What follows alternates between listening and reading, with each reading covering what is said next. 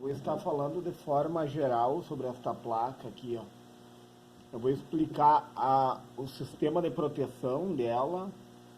Vou começar no sistema de proteção, tá? Aqui entra o fase e o neutro, tá? Eu tenho um fusível que está em série. Eu tenho um varistor, pessoal, em paralelo. Esse varistor aqui, ó, quando dá um surto de tensão, se nós aferirmos com o multímetro ali, ele se apresenta como uma chave aberta. Quando dá um surto de tensão, ele fecha o circuito e rompe o fusível, tá? E daí eu tenho os NTC, pessoal. Esses NTC aqui, ó, eles estão ligados em série um com o outro. E conforme aumenta a temperatura, eles diminuem a resistência deles. Tu aplicou tensão ali, tanto é que quando tu vai fazer a aferição com o multímetro, ele se apresenta como um curto, os NTC. Tá? Daí eu tenho uma bobina aqui, pessoal, também, servindo como proteção. Eu tenho um capacitor X ou capacitor de poliéster, pessoal. Na verdade, eu tenho dois, ó, um aqui e um aqui, ó. Tá? O que o capacitor de poliéster faz? Quando vem os transientes da rede elétrica, os transientes diferenciais, eles vêm no sentido, no fase. O capacitor X, ele manda de volta para o neutro, pessoal, esses transientes. Tá? Você sabe que o capacitor em corrente alternada, ele deixa passar a corrente alternada, porém ele bloqueia a corrente contínua. E esses transientes vêm na parte alternada. Então ele vai funcionar como um curto aqui, ó. Vai vindo fase, ele funciona como um curto e manda para o neutro de volta. As bobinas, na corrente contínua ela é um curto e na corrente alternada ela funciona como uma chave aberta. As bobinas, eu tenho duas aqui, ó, pessoal. Essas bobinas aqui, ó, tanto uma como a outra, elas estão em série, tanto com fase como com neutro. Elas funcionam como uma chave aberta para aqueles transientes comuns que vêm tanto no fase como no neutro, eles vêm no mesmo sentido. Aquilo que o capacitor X deixou passar, a bobina vai funcionar como uma chave aberta, ela vai bloquear, entenderam? Então, o que acontece? Esse sistema aqui é para proteção, pessoal, para não haver interferências eletromagnéticas, certo? Que vem da rede elétrica. E também, pessoal, ele protege contra as RFI, interferências de radiofrequência do próprio circuito. No caso, eu tenho dois capacitores Y aqui, ó, também de poliéster, pessoal. Se nós formos aferir ele com multímetro na escala de HF, ele dá uma chave aberta. Então, o que acontece? Esses capacitores aqui, ó, eles mandam para o terra, ó, pessoal. Ó, um está ligado, esse terminal, um está no fase e um está no neutro. E os outros terminais estão ligados no terra frio ou GND, tá? O neutro não é o mesmo terra frio, pessoal. Então, um deles está no fase e um está no neutro, um está no terra quente. E os outros terminais daqui estão no GND ou terra frio. E daí o que acontece? Ó, todo esse sistema aqui, ó, é para proteger, pessoal, proteção. É para que não haja, pessoal, interferências, porque a fonte tem que mandar as tensões recomendadas para a placa, né? Para quem? Para a placa principal da TV, certo? Essa daqui é uma fonte de TV. Então, esse sistema de proteção serve para isso, pessoal, para não haver interferências, tá? E daí tem um resistor aqui, ó, que serve para diminuir a corrente elétrica, tá? Os capacitores eletrolíticos, certo? Que servem como filtro também. Só que antecedendo os capacitores eletrolíticos, eu tenho a ponte retificadora de diodos, ó. Ela retifica a onda completa. Ou seja, pessoal, a ponte retificadora de diodos de onda completa, ela vai aproveitar duas ondas acima ali, duas ondas positivas, reaproveitando melhor o que é energia elétrica, tá? E depois da ponte retificadora de diodos que vem os capacitores eletrolíticos, que eles vão realinhar. Eles vão realinhar quem? A corrente onde foi ceifado o sinal negativo. Eles tornam ela contínua, pessoal. Após a ponte de diodos aqui, ó, a corrente é pulsante. Depois dos capacitores eletrolíticos, a corrente é contínua. E daí o que acontece? Aqui eu vou ter um filtro snubber, tá? 2 capacitores que são amortecedores, um diodo e um resistor. Para quê? Pessoal, aqui eu estou sem o transistor. Aqui é um transistor MOSFET, pessoal. Gate, dreno e source à disposição dos pinos, tá? Gate da esquerda, dreno o do meio e o source o da direita, ó, pessoal. Ele só não está aqui no lugar, tá? Eu tenho que comprar um novo e colocar aqui. Esse transistor aqui foi avariada a junção dele. O que acontece, pessoal? Eu tenho 2 capacitores aqui, ó, que eles são considerados amortecedores no filtro snubber. E um diodo que funciona quase que como um diodo de roda, pessoal. Tá? Para quê? Para que não venha que eles servem para não queimar esse transistor aqui, pessoal. Entendeu? Só que o surto que deu nessa placa foi de dentro para fora. Como foi de dentro para fora, pessoal, o filtro não foi eficiente o suficiente. Entendeu? Ele está aqui para prevenir a queima, não quer dizer que não vai queimar, pessoal. Entendeu? Porque se não queimar, se não romper um desses dispositivos, ou o resistor, ou romper a junção do diodo, ou os capacitores de disco cerâmico não ficarem abertos, vai danificar o transistor MOSFET, que foi o que aconteceu. Entendam isso, pessoal.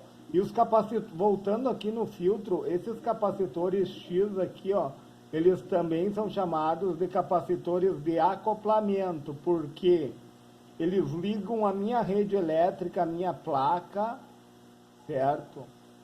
Eles acoplam, né? Porém, eles não deixam que a rede elétrica venha interferir na placa e que as interferências da placa venham interferir na rede elétrica. Por isso que é acoplamento. Enquanto que o capacitor Y, ele é chamado de capacitor de desacoplamento, pessoal. Porque ele desacopla as RFI e as MI para o terra. Tá? Então, toda essa filtragem aqui, ó, é para evitar o quê? Os espúrios, como eu falei para vocês, as interferências de radiofrequência, as interferências eletromagnéticas, os transientes, todas essas coisas aí, ó, que venham causar ruído, pessoal, que venham causar ruído, tá? Eles vão se manifestar contra tudo aquilo que vem trazendo instabilidade na placa. E daí, pessoal, eu tenho o transistor MOSFET aqui. Por que eu tenho esse transistor MOSFET, pessoal? Vocês veem, ó, aqui no secundário eu tenho um fotoacoplador. Do lado de cá, pessoal, eu tenho um LED emissor de luz. Do lado de cá, dentro do fotoacoplador, eu tenho um fototransistor, tá? E daí eu tenho a minha referência aqui, ó.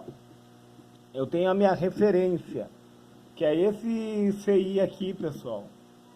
Inclusive ele tem, esse daqui é a referência, ó, pessoal. o que que acontece? Ele manda uma parcela da tensão para o fotoacoplador, tá? E o fotoacoplador, através do circuito integrado que tem embaixo dessa placa, pessoal, ele manda um feedback, tá? E o transistor MOSFET vai receber no gate dele os pulsos de PWM. E ele vai conduzir de dreno para source.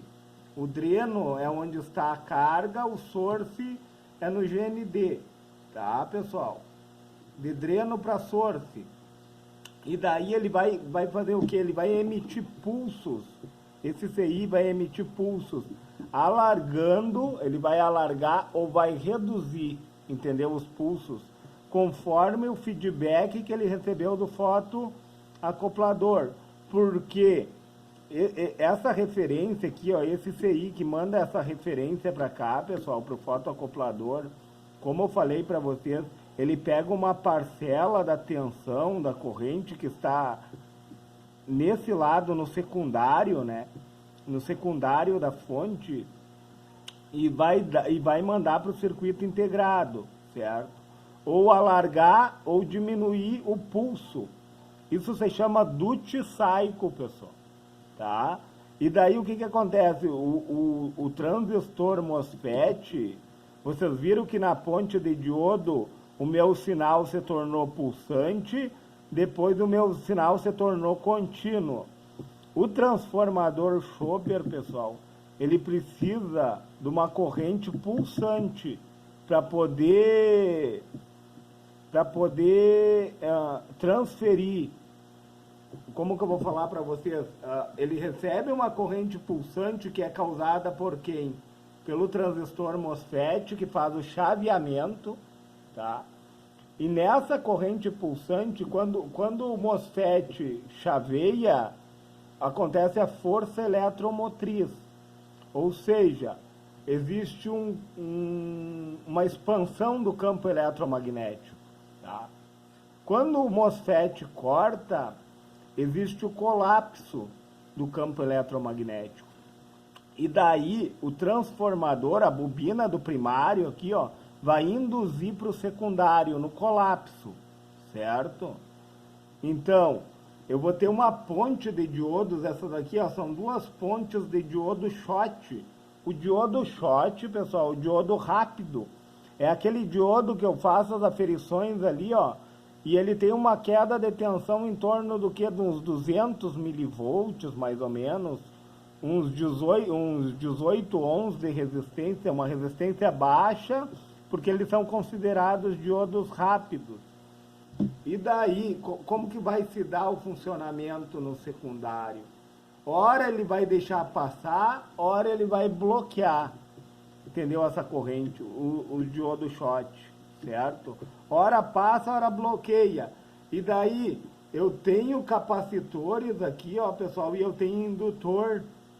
Porque quando corta aqui, ó, quando o diodo corta a transferência, que ele fica no sentido contrário, porque o que que acontece? Entre o positivo e o negativo, na força contra a eletromotriz, tem a diferença de potencial no primário, tá?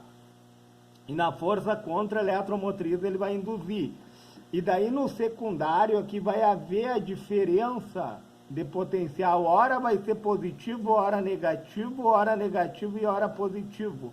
Aí a configuração dos diodos aqui, ó, da ponte de diodo, né, diodo shot, diodo rápido, conforme for positivo, ele vai deixar passar, conforme for negativo, ele vai bloquear.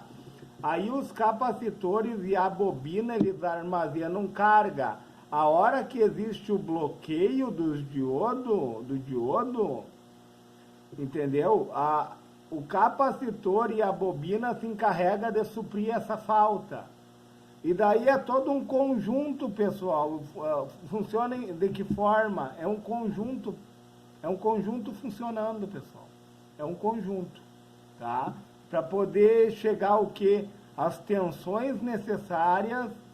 Deixa eu aproximar, vamos ver se vocês conseguem ver Deixa eu aumentar o zoom da minha câmera, pessoal. Para vocês conseguirem enxergar as tensões que chegam. Ó, 12 volts, 5 volts. Eu só queria que focasse. As alimentações necessárias, pessoal. Vai chegar o quê? As alimentações necessárias para a minha placa principal. Entendam isso, pessoal. Olha que interessante. E daí todo esse... Daí eu tenho mais um diodo aqui, ó, pessoal. Um diodo também, vocês sabem, né, que o diodo ele deixa a corrente passar num único sentido. Eu tenho outro transformador Chopper, ó, resistores, para um melhor aproveitamento, pessoal, da energia elétrica. O circuito foi feito num formato para que não haja interferência, para que haja um melhor aproveitamento da energia elétrica. E detalhe, pessoal, esse detalhe aqui é importante, ó. Um lado, no caso, o primário da placa não se comunica com o secundário, porque eu tenho dois capacitores aqui, ó, de poliéster, ó. Espero que vocês estejam vendo, ó. Capacitores de poliéster, tá? Eles têm uma alta resistência. Se tu medir com o multímetro ali, vai dar uma chave aberta, ó. E o primário do transformador Chopper não se comunica com o secundário, entendeu? É por campo eletromagnético. Para que, se dá um surto aqui no primário, vamos dizer que aconteça um curto, alguma coisa aqui no primário, no secundário, pessoal, quer dizer, ó, o primário está para cá, o secundário está para cá. Se dá um surto aqui, ó, no secundário, não vai atingir o primário. E da mesma forma, se der um surto no primário, não vai atingir o secundário. Porque o transformador Chopper, ele se comunica com o secundário por campo eletromagnético. O fotoacoplador aqui, ó, ele se comunica, o primário com o secundário, por luz, tá? E os capacitores de poliéster, eles têm uma altíssima resistência, quase uma chave aberta, pessoal. Tá? Se for medir com o multímetro ali, dá uma chave aberta, para que o primário não venha afetar o secundário. E o secundário, aliás, o secundário, né, pessoal, desculpa, para que o secundário não venha afetar o primário e o primário não venha afetar o secundário. Certo, pessoal? Se esse vídeo lhe foi relevante, pessoal, eu estou falando sobre uma fonte de alimentação de uma TV. Se esse vídeo lhe foi relevante, deixe o seu joinha, se inscreve no meu canal. Se for possível, compartilhe esse vídeo